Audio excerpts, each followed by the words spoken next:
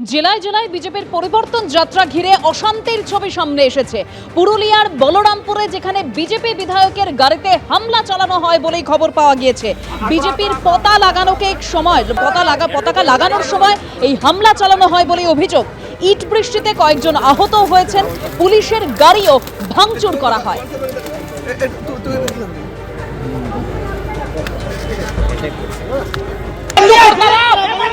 আমরা চাইছিলাম রসল্ডি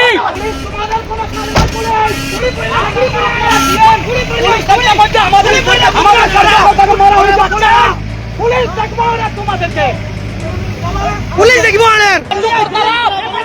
আমরা চাইছিলাম রসল্ডি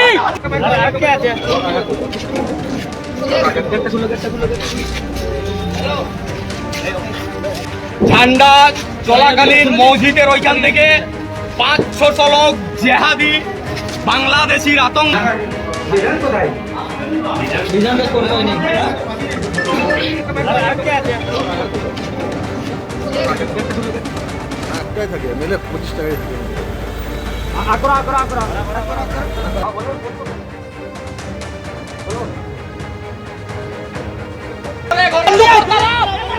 আমরা চাইছিলাম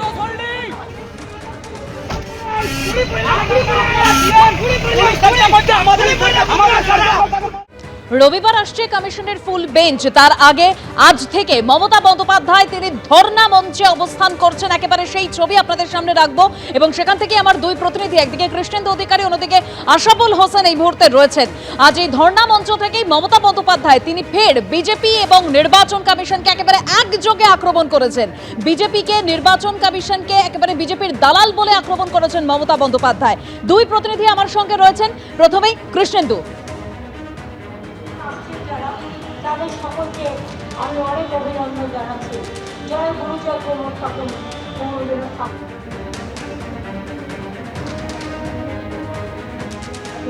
আমার অনেক অনেক ধন্যবাদ এবং অভিনন্দন।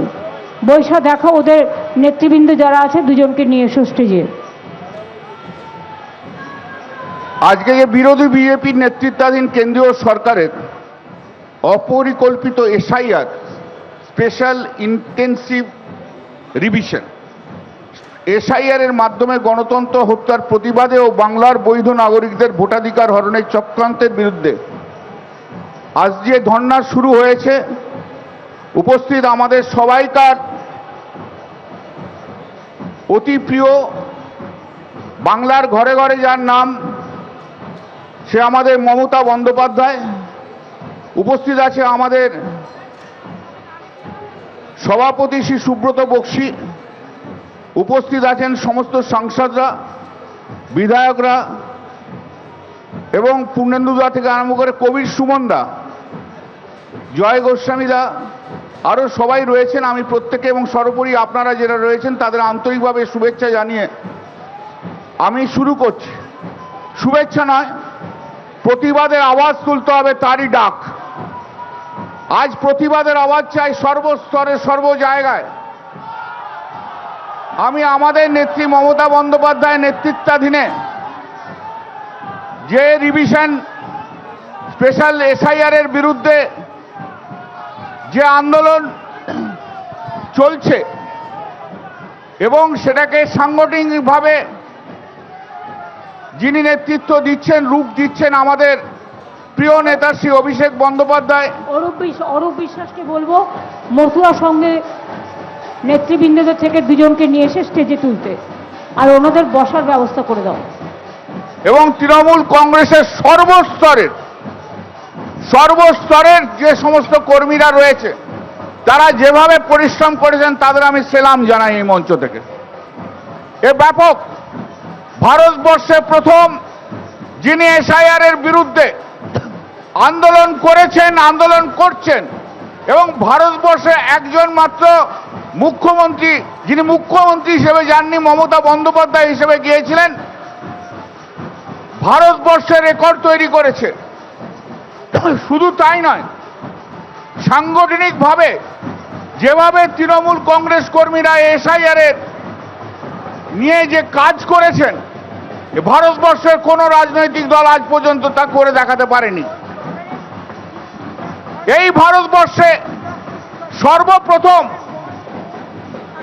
এই ভারতবর্ষের সর্বপ্রথম যিনি এসআইআর নিয়ে সবচেয়ে বেশি কথা বলেছেন, প্রতিবাদ করেছেন, তিনি আর কেউ নন, আমাদের মমতা বন্দ্যোপাধ্যায়। এটা তো মানতেই হবে, এটা তো মানতেই হবে যে আজকে মমতা বন্দ্যোপাধ্যায় ভারতবর্ষের পথ দেখিয়েছে। এই মোহাম্মদ বিন তুগলক আর ওই বিজেপির নরেন্দ্র মোদী অমিত শাহ ডিরেকশনে যিনি এজেন্ট হিসেবে কাজ করছেন, তার বিরুদ্ধে কিভাবে লড়াই করতে হয় ভারতবর্ষের মাটিতে যিনি প্রথম দেখেছেন, তার নাম মমতা বন্দ্যোপাধ্যায়। আমার মঞ্চ থেকে বলতে দ্বিধা নেই, যদি গোটা ভারতবর্ষের সমস্ত বিরোধী দলের নেতারা শুধু কিছু না, মমতা বন্দ্যোপাধ্যায়ের পাশে থেকে ভারতবর্ষের সমস্ত মানুষের কাছে এই বার্তাটা পৌঁছতো যে এসআইআর হচ্ছে ভারতবর্ষের মানুষের গণতান্ত্রিক পদ্ধতির ওপর বড় আঘাত, আমার মনে হয় সেটা ভারতবর্ষের একটা ইতিহাস তৈরি হতো। কিন্তু ইতিহাস তৈরি করেছেন আমাদের নেত্রী, আমাদের দিদি, আমাদের সবাইকার প্রিয় মমতাদি, যার আন্দোলন থেকেই জীবন শুরু, সেই 1984 সাল থেকে যাকে দেখতে দেখতে আসছি, যিনি আন্দোলনের মধ্যে দিয়ে এসছেন, মানুষের কথাবার্তা বলার জন্য এসছেন, যিনি প্রথম, যার জন্য আজকের এই যে নির্বাচন কমিশন এত বড় বড় কথা বলে যাচ্ছেন, যার জন্য আন্দোলন, সেই হচ্ছে ভোটার আইডেন্টি কার্ড নিয়ে যিনি আন্দোলন করেছিলেন এবং 21শে জুলাই 1993 সবাইকার কাছে সেটা জানা আছে। ভারতবর্ষের প্রথম, আজ যদি সেদিনকে জুলাই মাসে 1993 সালে মমতা বন্দ্যোপাধ্যায় যদি আন্দোলন না করতেন, যদি আমরা আমাদের 13 জন সাথীকে এই কলকাতার রাস্তায় যদি না হারাতাম, ভারতবর্ষের নির্বাচন নিয়ে কি এতটা কনসার্ন থাকতো? না ভারতবর্ষের নির্বাচনে আইডেন্টিটি কার্ড আসতো, না ভারতবর্ষের নির্বাচনে স্পেশাল ইন্টেন্সিভ রিভিশন হতো, না ভারতবর্ষে বছরে 4 বার করে রিভিশন হতো। যিনি করেছেন তাকে মনে রাখতে হবে। আপনি আজকে এসছেন নির্বাচন কমিশনে 1 বছর 1.5 বছর, আপনি এসছেন অমিত শাহের দয়ায়, আপনি এসছেন, আপনি কোঅপারেটিভের সেক্রেটারি ছিলেন, কমিটিতে আমার সামনে আপনি অ্যাপিয়ার করেছিলেন। আপনার জ্ঞান কত আছে আমার জানা আছে, আপনি কত জ্ঞানী লোক। সেদিনকে তো আপনি রাস্তা পাচ্ছিলেন না খুঁজে, যখন কমিটির সামনে দাঁড়িয়ে বসেছিলেন, সেদিন কিন্তু আইনি ব্যাখ্যাটা আমি দিয়েছিলাম, কিন্তু আপনি কিছু জানেন না। আপনি একটা গোয়ার গোবিন্দ লোক। আপনি অমিত শাহের কথা অনুযায়ী চলছেন, যা বলছেন তাই করছেন। আমি জীবনে অনেক লোক দেখেছি। আমি লাস্টের দিকে দিদিকেও বলছিলাম যে কি হবে, দিদি বলে চলো। আমি বলি এরকম একটা অ্যারোগেন্ট লোক আমি দেখিনি জীবনে যে সাংবিধানিক পোস্টকে এইভাবে হোল্ড করে থাকে। কিছু কিছু পদ আছে জানবেন, সেই পদগুলো কোনো মানুষ যখন সেখানে বসে না, সেই পদগুলো গৌরবান্বিত হয়, গ্ল্যামারাস হয়। যেমন কিছু কিছু মানুষ আছে, তারা যে যখন ওই পদে বসে না, তখন মানুষগুলো গৌরবান্বিত হয়। সেটাই হচ্ছে আমাদের এই চিফ ইলেকশন কমিশনার। আর যখন টিএন সেশন আসার জন্য চিফ ইলেকশন কমিশনার বলে একটা পদ আছে, সেই পদটাই ভারতবর্ষের মানুষ জানতে পেরেছেন। আর উনি এসে বসার পরে দেখুন ওনার নামটাই কিন্তু প্রজেক্ট হচ্ছে, চিফ ইলেকশন কমিশনের নাম প্রজেক্ট হচ্ছে না। কেন? এই যে গণতন্ত্র, আমাদের ভারতবর্ষের গণতন্ত্র, তার মূল কাঠামোটা কোথায়? মূল কাঠামোটা কি? মূল কাঠামোটা হচ্ছে জনগণ। জনগণ না থাকলে গণতন্ত্র বলে কিছু নেই। এই জনগণের অধিকার কোনখানে? এই জনগণের অধিকারটাই হচ্ছে ভোট দেওয়ার অধিকার, ভোটার হওয়ার অধিকার এবং ভোট দেওয়ার অধিকার। জনগণ কিছু চায় না। জনগণ চায় 5 বছর অন্তত ভোট হবে, আমি আমার ভোটটা দিতে পারবো। জনগণ তো এটাই চায়। জনগণ এটা ঠিক করে কে মুখ্যমন্ত্রী হবে, কে প্রধানমন্ত্রী হবে। তাহলে গণতন্ত্রের মূল কাঠামোয়, মূল ধাঁচে যেটা রয়েছে, সেখানেই হচ্ছে জনগণ। এই জনগণ হচ্ছে ভোটার। যে জনগণ দিনের পর দিন ভোট দিয়ে আসছে, যে জনগণ নিজে ভোটার হয়েছে, পর ভোট দিয়ে আসছে। আমি কত সাল থেকে ভোট দিচ্ছি? আমি ভোট দিচ্ছি 1977-78 সাল থেকে ভোট দিচ্ছি। আজকে যদি আমার নাম বাদ চলে যায় তাহলে আর কি রইল? ভোটের অধিকারটা কোথায় রইল? তাহলে এই ডেমোক্রেসি, এই গণতন্ত্র দাঁড়িয়ে আছে মানুষের জন্য, মানুষের ভোটের জন্য। পুরো গণতন্ত্রটাই দাঁড়িয়ে আছে তাই জন্য।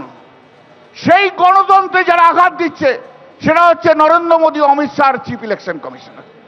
এই গণতন্ত্রের মূল কাঠামো, মূল জায়গা ভারতবর্ষের সংবিধান কি? ভারতবর্ষের সংবিধানের মূল কাঠামো হচ্ছে মানুষ। সেই মানুষই যদি না থাকে, কিসের দাম এই গণতন্ত্রে?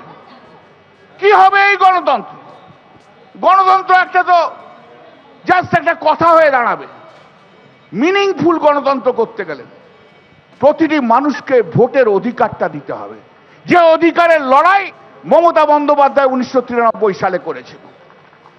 আজও আমি সেদিনেরও সাক্ষী, আমি আজকেও সাক্ষী যে এই গণতন্ত্রের জন্য যে লড়াই, যার কনসিস্টেন্ট লড়াই রয়েছে মানুষের ভোটের অধিকার নিয়ে, যিনি করে গেছেন সবসময়, তার নাম মমতা বন্দ্যোপাধ্যায়। ভারতবর্ষের কোন নেতা নেত্রী করেনি, ভারতবর্ষের কোন নেতা নেত্রী করেনি। মানুষের কি ভোটের অধিকার, মানুষের কি অধিকার, মানুষ কতটা ভোট দেবে, প্রথম আওয়াজ তুলেছিল মমতা বন্দ্যোপাধ্যায় 1993 সালে। আমার এখনো মনে আছে, দিদি যদি মনে করতে পারে বলবে, 1984 সাল থেকে 1989 সাল, যখন দিদি যাদবপুরের, আপনি তখন এই সাংসদ ছিলেন, আপনি একদিন ডেকে বললেন আমাকে, করলেন আমার একটা চিঠি ড্রাফট করে দাও, ভোটার লিস্টে একটা দেখি তুমি লেখো, একটা লেখো তো। আমি প্রথম চিঠি যেটা লিখেছিলাম দিদির জন্য সেটা হচ্ছে ভোটার লিস্ট নিয়ে। মমতাদি শুধু 93 নয়, 89 অনেক আগে থেকে, যবে থেকে সাংসদ হয়েছে তারপর থেকে concern about the voters right. এবং তারপর দিয়ে মমতাদি পার্লামেন্টে সেটা লড়াই করেছিলেন। পরবর্তীকালে সংবাদে এসেছিল, মমতাদি লিখেছিলেন, শুধু আইনের দিকগুলো আমি তুলে দিয়েছিলাম, বাকিটা দিদির কথা দিদির মতো করে বলেছে, দিদির মতো করে লিখেছে। কিন্তু কানেক্টেড যে আইনের প্রভিশন, তা কনস্ট্যান্ট একটা মানুষ, যে মানুষ ভারতবর্ষের বুকে দাঁড়িয়ে, পশ্চিম বাংলার বুকে দাঁড়িয়ে গণতন্ত্র রক্ষা করার জন্য, গণতন্ত্র যাতে বিপন্ন না হয়, মানুষের অধিকার, সাংবিধানিক অধিকার যাতে ছিনিয়ে নিয়ে না যায়, যে লড়াই করছেন, তার নাম মমতা বন্দ্যোপাধ্যায়। আমরা মানব না এই জিনিস, আমরা মানব না। এই যে ড্রাফট ফাইনাল ভোটার লিস্ট বার করেছে, 60 লক্ষ মানুষের নাম বাদ, তার আগে 58 লক্ষ মানুষের নাম বাদ, মৃত বলে ডিক্লেয়ার করে দিচ্ছে, যারা জীবিত তারা মৃত বলে ডিক্লেয়ার করে দিচ্ছে। এ কেন মানবো আমরা? আমরা তো মানতে পারি না। আমরা তো মমতা বন্দ্যোপাধ্যায়ের শিষ্য। মমতা বন্দ্যোপাধ্যায় তো আমাদের রাজনীতিতে তৈরি করেছে, একটা একটা করে রাজনীতিতে তৈরি করেছে। এই যে লক্ষ লক্ষ তৃণমূল কংগ্রেস কর্মীকে রাজনীতিতে নিয়ে এসে রাজনৈতিক সচেতন যদি করে থাকে, তার নাম মমতা বন্দ্যোপাধ্যায়। ভারতবর্ষের কোন নেতা নেই, ভারতবর্ষের কোন নেতা নেই যে নেতা এত তার রাজনৈতিক কর্মী তৈরি করতে পেরেছে ভারতবর্ষে। একা একা একা, কোন ব্র্যান্ড নিয়ে নয়, কোন ন্যাশনাল পার্টির ব্র্যান্ড নিয়ে নয়, শুধু মমতা বন্দ্যোপাধ্যায় বলে এত নেতা তৈরি হয়েছে, এত কর্মী তৈরি হয়েছে। সেই মানুষটা যখন চিফ ইলেকশন কমিশনের কাছে গেল, আমি তো সেদিন ছিলাম, কি দুর্ব্যবহার মমতাদির সঙ্গে করেছে আপনারা কেউ ভাবতে পারবেন না। ইউ ক্যানট ইমাজিন কি মিসবিহেভ মমতা বন্দ্যোপাধ্যায়ের সঙ্গে সেদিন করেছে। আঙুল তুলে মমতা বন্দ্যোপাধ্যায়কে কথা বলছে। আরে আঙুল তুলে তুমি কাকে কথা বলছো? তুমি যদি চিফ ইলেকশন কমিশনার না হতে নাম, আঙুলটা তোমার কেটে বাদ দিয়ে আসতাম। এবিপি আনন্দ, এগিয়ে থাকে, এগিয়ে রাখে।